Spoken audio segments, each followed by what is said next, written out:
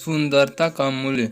एक अति सुंदर महिला ने विमान में प्रवेश किया और अपनी सीट की तलाश में नजरें घुमाई।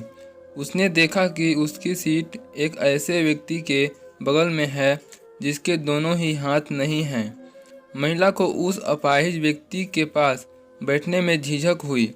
उस सुंदर महिला ने एयर होस्टेस से बोला, मैं इस सीट पर सुविधापूर्वक यात्रा नहीं कर पाऊंगी क्योंकि साथ की सीट पर जो व्यक्ति बैठा है उसके दोनों हाथ नहीं हैं। उस सुंदर महिला ने एयर होस्टेस से सीट बदलने हेतु आग्रह किया। असहज हुई एयर होस्टेस ने पूछा, मैम, क्या मुझे कारण बता सकती हैं? सुंदर महिला ने जवाब दिया, मैं ऐसे लोगों को पसंद नहीं करती। मैं ऐसे व्यक्ति के पास बैठकर यात्रा नहीं कर पाऊंगी। दिखने में पढ़ी लिखी और विनम्र प्रतीत होने वाली महिला की यह बात सुनकर एयर होस्टेस अचंभित हो गई। महिला ने एक बार फिर एयर होस्टेस से जोर देकर कहा कि मैं इस सीट पर नहीं बैठ सकती, अतः मुझे कोई दूसरी सीट दे दी जाए। एयर होस्टेस ने खाली सीट की तलाश में चारों ओर नज़र घुमाई, पर कोई भी सीट खाली नहीं दिखी। एयर होस्टेस ने महिला से कहा कि मैडम, इस इकोनॉमिक क्लास में कोई सीट खाली नहीं है, किंतु यात्रियों की सुविधा का ध्यान रखना हमारा दायित्व है। अतः मैं विमान में कप्तान से बात करती हूँ, कृपया तब तक थोड़ा धैर्य रखें। ऐसा कहकर होस्टेस कप्तान से बात करने चली गई। कुछ समय बाद लौटने के बाद उसने महिला को बताया, मैडम, आपको जो असुविधा हुई उसके लिए बहुत खेद है। इस पूरे विमान में केवल एक ही सीट खाली है और वह प्रथम श्रेणी में है।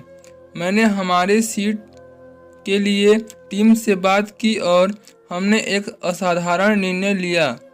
एक यात्री को इकोनॉमिक क्लास में प्रथम श्रेणी में भेजने का कार्य हमारी कंपनी के इतिहास में पहली बार हो रहा है। सुंदर महिला अत्यंत प्रसन्न हो गई, किंतु इसके पहले कि वह अपनी प्रतिक्रिया व्यक्त करती और एक शब्द भी बोल पाती, एयर होस्टेस उस अपाहिज और दोनों हाथ विहीन व्यक्ति की ओर बढ़ गई और विनम्रतापूर्वक उसने पूछा, सर, क्या आप प्रथम श्रेणी में जा सकेंगे? क्योंकि हम नहीं चाहते कि आप एक अशिष्ट यात्री के साथ यात्रा करके परेशान हों। यह बात सुनकर सभी यात्रियों ने ताली बजाकर इस निर्णय का स्वागत किया। वह अति सुंदर दिखने वाली महिला तो अब शर्म से नजरें ही नहीं उठा पा रही थी। तब उस अपाहिज व्यक्ति ने खड़े होकर कहा, मैं एक भूतपूर्व सैनिक हूं और मैंने एक ऑपरेशन के दौरान कश्मीर सीमा पर हुए बम विस्फोट में अपने दोनों हाथ खोए थे। सबसे पहले जब मैंने इस देवी जी की चर्चा सुनी, तब मैं सोच रहा था कि मैंने भी किन लोगों की सुरक्षा के लिए अपनी जान जोखिम में डाली और अपने हाथ खोए। लेकिन जब आप सभी की प्रतिक्रिया देखी तो अब अपने आप पर गर्व महसूस हो रहा है कि मैं अपने देश और देशवासियों की खातिर अब अपने दोनों हाथ खोए। और इतना कहकर वह प्रथम श्रेणी में चल गए। सुंदर महिला पूरी तरह से शर्मिंदा होकर सर झुकाए सीट पर बैठी गई। अगर विचारों में उदारता नहीं है तो सुंदरता का कोई मूल्य नहीं है। तो दोस्तों, स्टोरी कैसे लगी, चैनल को सब्सक्राइब कीजिए और एक कमेंट करके जरूर बताइएगा।